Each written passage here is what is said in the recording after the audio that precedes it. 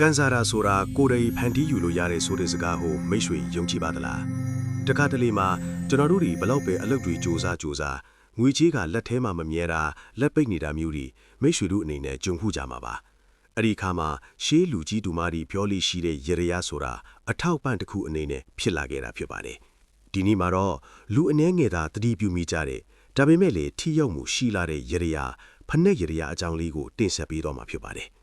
်ဖက်နဲ့ကမိတ်ဆွေစီကိုငွေဝင်ခေါဖိတ်ခေါ်ပေးနိုင်တယ်လို့လက်ပိတ်အောင်လည်းလုပ်နိုင်ပါတယ်မိတ်ဆွေရဲ့ဘဝလမ်းကြောင်းတွေဖြောင်ဖူးအောင်လုပ်နိုင်တယ်လို့မိတ်ဆွေရဲ့ဘဝလမ်းကြောင်းတွေမှာရှိနေတဲ့ခလုတ်ကတောင်းကတင်းတွေကိုလည်းအကအကွယ်ပေးနိုင်တဲ့အရာတစ်ခုဖြစ်ပါတယ်ပထမဆုံးအနေနဲ့အိမ်တိုင်းမှာရှိတတ်တဲ့အမှားတစ်ခုအကြောင်းကိုကျွန်တော်ပြောပြချင်ပါတယ်အဲ့ဒါကတော့ဖက်နဲ့အဟောင်းတွေစူးပုံထားခြင်းတွေဖြစ်ပါတယ်ဘေဒင်ပညာရက်နဲ့စွမ်းအင် energy အယူဆတွေရအပေါက်အပယ်ရှိတဲ့ဖက်နဲ့စွတ်ပြတ်နေတဲ့ဖက်နဲ့စီးလို့မရတော့ပဲဟောင်းနှွမ်းစွတ်ပြတ်နေတဲ့ဖက်နဲ့တွေဟာအညံ့စွမ်းအင်တွေကိုဆွဲဆောင်တတ်ကြတဲ့သဘောရှိကြပါတယ်အိမ်အဝင်ဝမှာဖက်နဲ့အဟောင်းတွေပုံနေတာဟာအိမ်ထဲကိုဝင်လာမဲ့လာဘတွေကိုတားဆီးထားတဲ့တော့ဖြစ်နေတာပါတယ်ဒါကြောင့်မို့လို့ဒီနေ့ပဲမိတ်ဆွေအိမ်ကဖက်နဲ့စင်ကိုတီးတီးချာချာလေးစစ်စစ်ကြည့်လိုက်ပါမစည်းတော့တဲ့ဖက်နဲ့တွေကိုစွန့်ပစ်ပါဒါမှမဟုတ်လို့ရှိရင်လူအပ်နေတဲ့သူတွေကိုလှူဒန်းလိုက်ပါဖက်နဲ့စင်ကိုတန့်ရှင်းနေအောင်ထားခြင်းကငွေကြီးစီစဉ်မှုကိုလမ်းဖွင့်ပေးလိုက်တာနဲ့အတူတူပဲဖြစ်ပါတယ်ဖက်နဲ့စွပြနေတာတွေဟောင်းနှွမ်းနေတာတွေပေါက်ပလင်နေတဲ့ဖက်နဲ့အားလုံးကိုဒီကနေ့ပဲမိတ်ဆွေအနေနဲ့စွန့်ပစ်လိုက်မယ်ဆိုလို့ရှိရင်မိတ်ဆွေစီကိုငွေကြေးတွေတက်လဟောစီးဝင်လာမှာဖြစ်ပါတယ်နောက်တစ်ချက်ကတော့ဖက်နဲ့ချွတ်တဲ့အလီကျင်ပါကျွန်တော်တို့အပြင်းကပြန်လာတဲ့အခါမှာဖက်နဲ့ကိုပတ်ခနေနဲ့ချွတ်လိုက်တာမျိုးတစ်ဖက်ကဇောက်ထိုးဖြစ်နေတာမျိုးဒါမှမဟုတ်လို့ရှိရင်မှောက်နေတာမျိုးကြုံဖူးကြမှာပါဒါပေမဲ့ဒါကတင်းငယ်ပေမဲ့အရေးကြီးပါတယ်ဖက်နဲ့မှောက်နေတာကိုကန်စာရာနှိပါချင်းကိုဖိတ်ခေါ်တယ်ဆိုပြီးတော့အယူဆရှိကြပါတယ်အဲ့ဒီတော့အပြင်းကပြန်လာတဲ့အခါမှာဖက်နဲ့လေးတွေကိုတေးတေးချာချာနဲ့ဘယ်ညာစီစီရရချွတ်တာမျိုးအလေးအကျင့်ကိုတိဆောက်ပေးပါပြီးလို့ရှိရင်ဖက်နဲ့ကိုမှောက်နေတာမျိုးလမ်းနေတာမျိုးစောက်ထိုးတွေဖြစ်နေတာမျိုးဒါမျိုးတွေကိုဆင်ခြင်ပြီးတော့ဆောင်ရွက်ရမှာဖြစ်ပါတယ်အကောင်းဆုံးကတော့ဖက်နဲ့ကိုညီညာလေးနဲ့ချွတ်ပါအိမ်နဲ့ဖက်ကိုမျက်လာမှုပြီးချွတ်တာထက်အိမ်ရဲ့အပြင်ဖက်ကိုမျက်နှာမူပြီးတားချင်းကပို့ပြီးတော့ကောင်းပါတယ်ဒါကအဆိုးတွေထွက်သွားပြီးအကောင်းတွေဝင်လာပါစေဆိုတဲ့သင်္ကေတပဲဖြစ်ပါတယ်ဆိုလိုတဲ့သဘောကတော့အိမ်ဘက်ချမ်းကိုခေါင်းထားပြီးဖက်နဲ့ချွတ်တာထက်ကိုအိမ်ရဲ့အပြင်ဘက်ချမ်းကိုခေါင်းလဲပြီးဖက်နဲ့ထားခြင်းဖြစ်ပါတယ်အခုပြောပြမှာကတော့အထီးရောက်ဆုံးလို့လူတီးမြတဲ့ဖက်နဲ့လှူဒန်းခြင်းရရတစ်ခုလည်းဖြစ်ပါတယ်ဗုဒ္ဓဘာသာအယူဆတွေမှာလည်းဖက်နဲ့လှူဒန်းခြင်းကလမ်းခရီးချောမွေစေတယ်အခွေယွန်းအပေါင်းတင်ပေါ်များစေတယ်အန်ဒီရဲ့ကင်းစီတဲ့စသည့်အကျိုးကျေးဇူးတွေကိုရရှိစေပါတယ်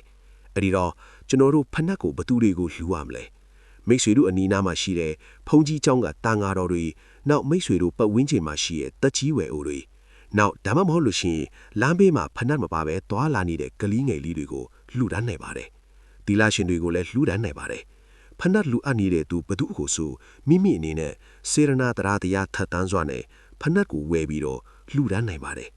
အဲ့ဒီလိုမျိုးဖက်နဲ့လှူဒန်းတဲ့အခါမှာကျွန်တော်တို့ရဲ့စိတ်ထဲကနေပြီးတော့စေရနာဖြူစင်တန့်ရှင်းစင်ကြယ်နေဖို့လည်းလိုအပ်ပါတယ်ပြီးလို့ရှိရင်ကျွန်တော်တို့ဆုတောင်းရပါမယ်အဲ့ဒီတော့ဘလို့ဆုတောင်းရမလဲဖက်နဲ့လှူဒန်းရတဲ့အကျိုးကြောင့်ကျွန်တော်တွားလီယာမှာခလုံးမထစ်စူးမညီပဲလမ်းပွင့်ပါစေလက်ပွင့်ပါစေဘဝလမ်းကြောင်းတစ်လျှောက်လုံးတာယာချောမွေ့ပြီးတော့ငွေကြီးများကအလုံးအရင်နဲ့ဝင်ရောက်လာပါစေဆိုပြီးတော့စိတ်ထဲမှာခိုင်မာအတိတ်ထံပြူပြီးတော့ဆုတောင်းရမှာဖြစ်ပါတယ်ဒါကတော့ကျွန်တော်နမူနာဆုတောင်းပေးတဲ့ပုံစံတစ်ခုဖြစ်ပါတယ်မိတ်ဆွေတို့အနေနဲ့မိတ်ဆွေတို့အဆင်ပြေသလိုလှူဒန်းတဲ့အခါမှာစိတ်ကနေရည်စူးပြီးတော့ဆုတောင်းလို့ရပါတယ်အဲ့ဒီတော့မိသည့်နေ့မဆိုမိမိကဖက်နဲ့ကိုလှူဒန်းလို့ရပါတယ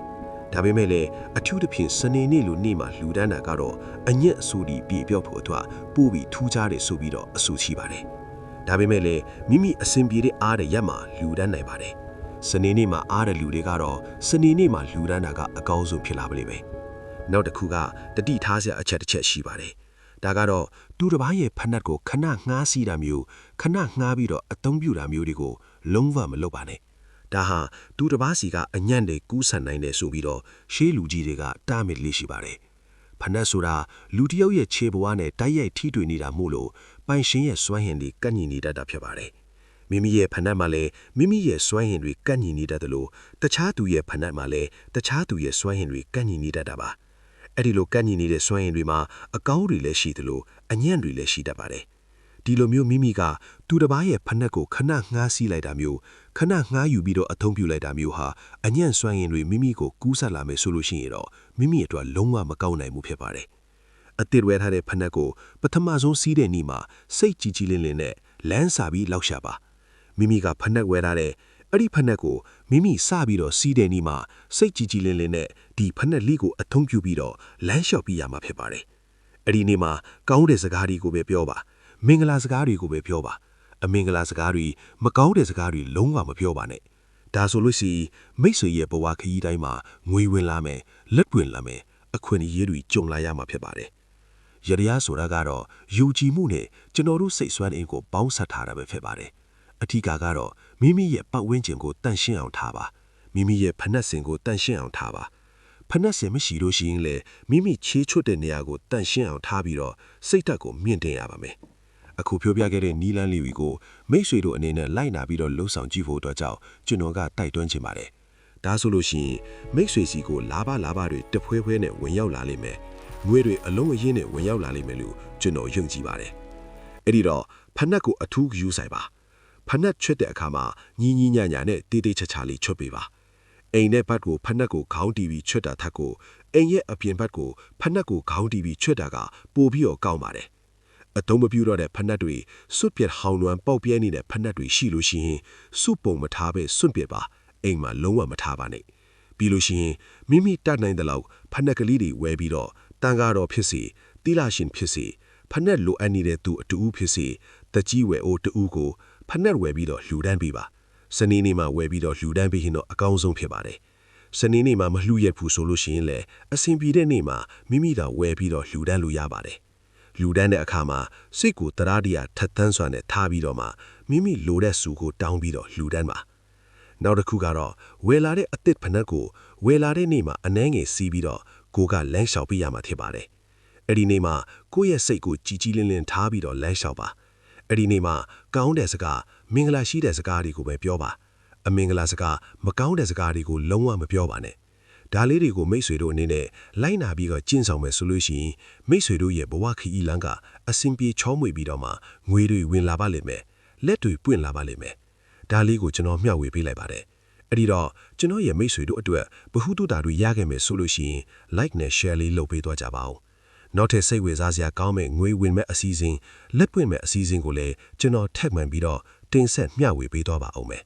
ဒါကြောင့်မို့လို့အခုကြည့်နေကြတဲ့မိတ်ဆွေများအပေါင်းလာဘတွေတဖွဲဖွဲနဲ့ဝင်ရောက်လာပါစီငွေတွေအလုံးအရင်နဲ့ဝင်ရောက်လာပါစီဘဝခရီးလမ်းမှာအဆင်ပြေပြေချောမွေ့မွေ့နဲ့ရှောင်းလန်းနိုင်ကြပါစေလို့ကျွန်တော်ကဆုတောင်းပေးလိုက်ပါတယ်ကျေးဇူးတင်ပါ